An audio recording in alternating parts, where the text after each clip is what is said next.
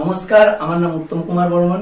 আমি উত্তর দিনাজপুর জেলার রায়গঞ্জ থানার 1 নং ভাতুন গ্রাম পঞ্চায়েত অঞ্চলের সেবগ্রাম হাই স্কুলে পড়াশোনা করছি এবং আমি 2022 উচ্চ মাধ্যমিক পাস করছি। আমার ফিলোসফিতে নাম্বার 97।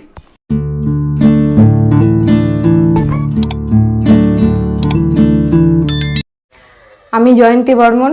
আমি উত্তর দিনাজপুর জেলার রায়গঞ্জ থানার অন্তর্গত ভাটল সেবাগ্রাম হাই স্কুল থেকে 2017 সালে উচ্চ মাধ্যমিক পাস করেছি।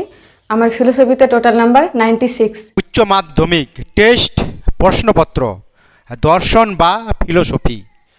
আমরা আজকে MCQ এর উত্তরগুলি দেখে নেব, তার সাথে সাথে ACQ, লজিক, 8 নোট এবং টিকাগুলি। তাহলে প্রথম কোশ্চিনটি, যুক্তিতে যে বচনের সত্যতা দাবি করা হয় তাকে বলে। তাহলে এখানে উত্তরটি হবে বি, সিদ্ধান্ত। যুক্তির অংশ হল, উত্তরটি হবে এ, দুটি। যে যুক্তিতে আশ্রয় বাক্য থেকে সিদ্ধান্তটি অনিবার্যভাবে নিশ্চিত হয় তা হল। তাহলে উত্তরটি হবে এ, অবরোহ যুক্তি। প্রতিটি নয়ার্থক বচনের ড্যাশ পদটি অবশ্যই ব্যাপ্য হয়। উত্তরটি হবে এখানে বি, বিধেয়। একটি বিশিষ্ট নিরপেক্ষ বচনের অংশ হল। উত্তর হবে বি, 3টি। অসম বিরোধিতার ক্ষেত্রে যদি বিশেষ বচনটি সত্য হয় তবে সামান্য বচনটি সত্য মূল্য হবে। তাহলে এখানে উত্তরটি হবে এ, অনিশ্চিত বা আপত্তিক। ওকে। ই বচনের অনুবিষম বচনটি কি? উত্তরটি হবে এখানে ডি, ও। ড্যাশ মূর্তিটি কোন বা কোনো সংস্থানেই বৈধ নয়। তাহলে উত্তরটি হবে ডি, IEO। সাধ্য পদটি সাধ্য আশ্রয় বাক্য ছাড়া অন্য যে স্থানে থাকে তা হল। উত্তরটি হবে বি, সিদ্ধান্তের বিধেয় ইস স্থানে।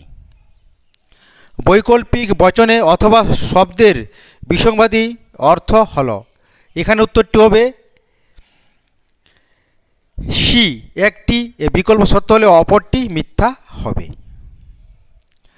যদি পি তাহলে কিউ, কিউ নয়, অতএব পি, এই যুক্তির আকারটি হল। এখানে উত্তরটি হবে এ, বৈধ। কোনো কোনো OS নয়, অপি, এই বচনটির বুলীয় ভাষ্য হল।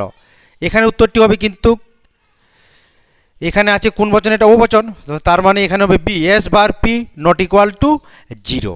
কেমন? এরপরে আমরা তার নেক্সট কোশ্চেনটি দেখব। নব্য মতে কোন বচনের অস্তিত্বমূলক তাৎপর্য নেই? উত্তরটি হবে এখানে সি, সামান্য বচনের। যদি পি ভেল কিউ মিথ্যা হয় তাহলে পি ট্রিপল বার কিউ এর সত্যমূল্য কী হবে? তাহলে এখানে উত্তরটি হবে এ, সত্য। পি এর নিষেধের বা নিষেধকের নিষেধ বচন কি হবে? তাহলে এখানে উত্তরটি হবে এ, কাল পি। একটি শত শত বচনাকারে দৃষ্টান্ত দাও। এখানে উত্তরটি হবে ডি, পি ভেল কাল পি।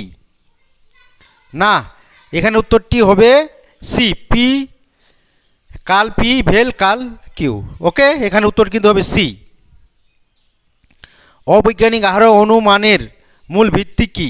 এখানে উত্তরটি হবে ডি, অবাধ অভিজ্ঞতা। প্রাসঙ্গিক সাদৃশ্যের ভিত্তিতে উপমা যুক্তির সিদ্ধান্ত গৃহীত হলে তা হবে। এখানে উত্তরটি হবে এ, ভালো উপমা যুক্তি। উপমা যুক্তির সিদ্ধান্তে সম্ভবত সর্বাপেক্ষা গুরুত্বপূর্ণ শর্ত হল। উত্তরটি হবে এখানে বি, সাদৃশ্যের প্রাসঙ্গিকতা। বস্তুর অবিনশ্বতার সূত্রটি হল। এখানে উত্তরটি হবে ডি, কারণের পরিমাণগত লক্ষণ। ক হল ক্ষয়ের প্রজাসত্ব, এ কথার অর্থ হল। এখানে উত্তরটি হবে এ, যদি ক ঘটে তবে খ ঘটে। ভেজা কাঠে অগ্নিসংযোগ ধূম সৃষ্টির কারণ। এখানে কারণ কথাটি যে অর্থে ব্যবহৃত হয়েছে তা হল। এখানে উত্তরটি হবে সি, আবশ্যিক পর্যাপ্ত শর্ত। এখানে আছে কি পূর্ববর্তী ঘটনা, অনুবর্তী ঘটনা। তাহলে এখানে উত্তরটি হবে বি, ব্যতিরেকী পদ্ধতি, এটার উত্তরটি। ওকে। মিলের পরীক্ষামূলক পদ্ধতিগুলি কোন সূত্রের উপর প্রতিষ্ঠিত? এখানে উত্তরটি হবে বি, অপসারণ। এরপরে আমরা এসিকিউগুলি দেখে নেব, কি কি টেস্ট পরীক্ষা এসেছিল। ওকে, যুক্তির অবয়বগুলি কি কি? এখানে কিন্তু যুক্তির অবয়ব দুটি, আশ্রয় বাক্য ও সিদ্ধান্ত। উদাহরণ সহ লেখো। এখানে আবার উদাহরণ দিতে বলছি। ওকে, অথবা দিয়ে একটি বৈকল্পিক বা একটি বৈধ যুক্তির উদাহরণ দাও যার আশ্রয় বাক্য মিথ্যা কিন্তু সিদ্ধান্ত সত্য নয়। একটি বচনের কয়টি বিরোধী বচন পাওয়া যায়, অথবা বিপরীত বিরোধিতা কাকে বলে? অসম বিরোধিতায় বচন দুটির মধ্যে কিরূপ প্রভেদ থাকে? এ বচনের সরল আবর্তনের একটি দৃষ্টান্ত দাও, অথবা ও বচনের আবর্তন সম্ভব নয় কেন? প্রাকল্পিক নিরপেক্ষণের নিয়ম দুটি লেখো। বিকল্প পরিগ্রহণজনিত দোষের একটি দৃষ্টান্ত দাও, অথবা ধ্বংসমূলক প্রাকল্পিক নিরপেক্ষণের বৈধ আকারের দৃষ্টান্ত দাও। অস্তিত্বমূলক দোষ বলতে কি বোঝো, অথবা দুটি পরস্পর ছেদি বৃত্ত কয়টি শ্রেণীকে নির্দেশ করে তা চিত্রের সাহায্যে দেখাও। শূন্য শ্রেণীর বুলীয় ভাষ্য ব্যঞ্চিত্র লেখো। ফল স্তম্ভ বলতে কি বোঝো, অথবা শতমিথ্যা বচনাকার বলতে কি বোঝো। দ্বি প্রাকল্পিক বচন কখন সত্য হয়? প্রকৃতির একরূপতা নীতি বলতে কি বোঝো। অবৈজ্ঞানিক আরও অনুমানের মূল্যায়ন একটি মানদণ্ড উল্লেখ করো, অথবা ভালো উপমা যুক্তির একটি দৃষ্টান্ত দাও। কোন আরও অনুমানকে প্রকৃত আরও অনুমান বলা হয়, অথবা আরও অনুমান বস্তুগত ভিত্তি কি কি? কারণের পরিমাণগত লক্ষণ কি? পর্যাপ্ত শর্ত বলতে কি বোঝো, অথবা বহু কারণবাদ বলতে কি বোঝো। কারণ ও শর্তের মধ্যে পার্থক্য কি?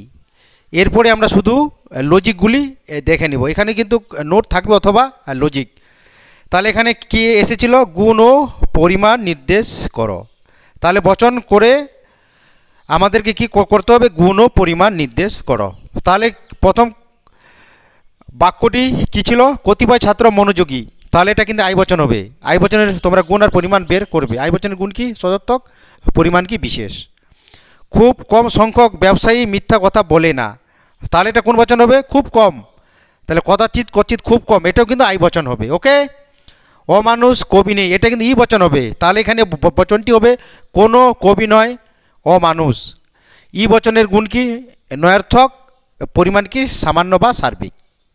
বৃত্তাকার ত্রিভুজ নেই, এটাও কিন্তু ই বচন হবে। কেমন? এরপরে আমরা দেখে নিব আবর্তন ও বিবর্তন করো।